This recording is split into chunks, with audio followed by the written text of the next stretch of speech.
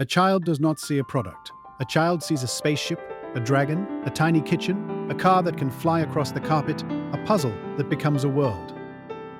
A parent may see the price, the age label, the color, maybe the CE marking on the box, but almost no one sees the system.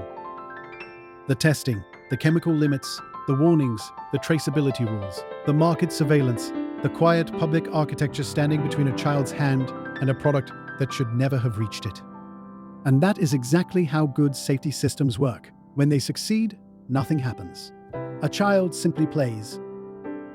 Toys are not ordinary products because children are not ordinary consumers. Adults usually use products more or less as expected. Children do not.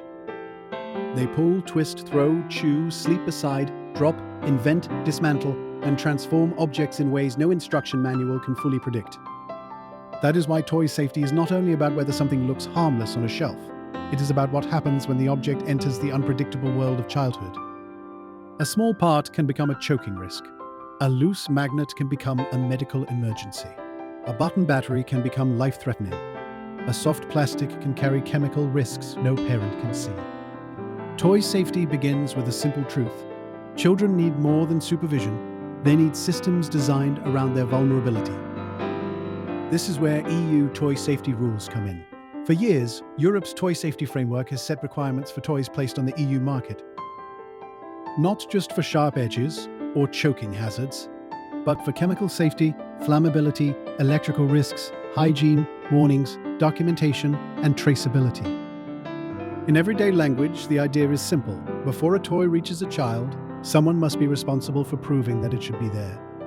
The EU is now strengthening this system through a new toy safety regulation designed for a market that has changed dramatically. Because toys no longer reach families only through familiar shops and clear supply chains, they also arrive through online marketplaces, third-party sellers, global platforms, and parcels that move faster than accountability.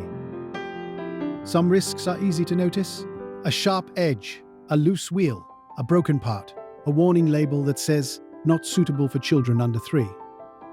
But some of the most important risks are invisible.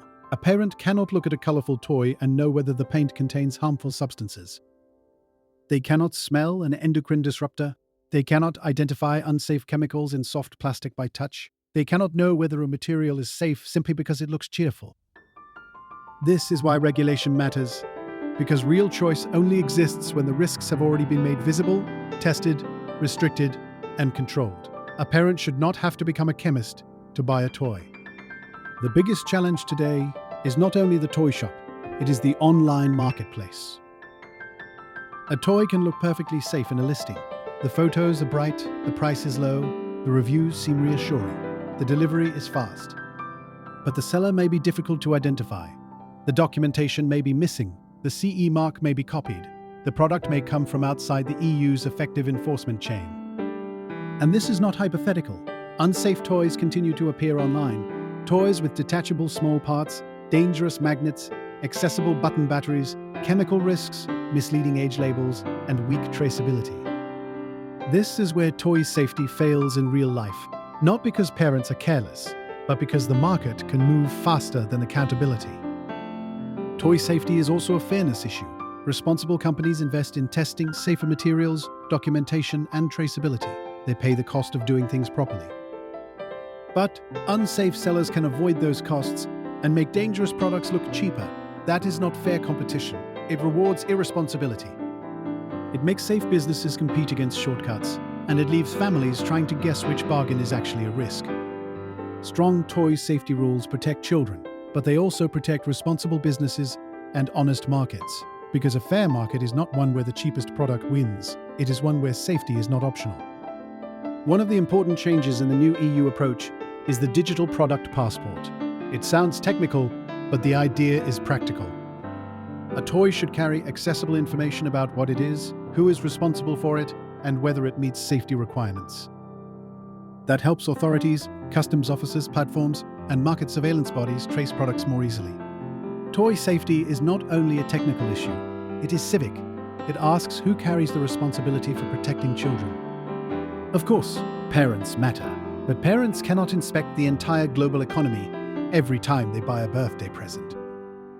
They cannot personally test every chemical, check every supplier, or investigate every online seller. That is why societies build systems. Good regulation does not replace care, it supports care. It makes ordinary trust less fragile.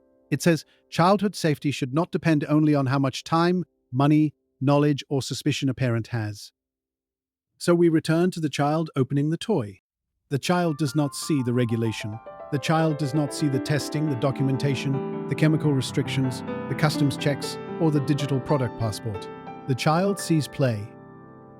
And that is as it should be. The work of policy is often to disappear into ordinary life, so that ordinary life can be safer. Toy safety reminds us that Europe is not only built in treaties, institutions, and elections. It is also built in the quiet rules that protect daily life before we even notice them. A safe toy is not only a good product, it is a promise that childhood should not have to negotiate with the marketplace.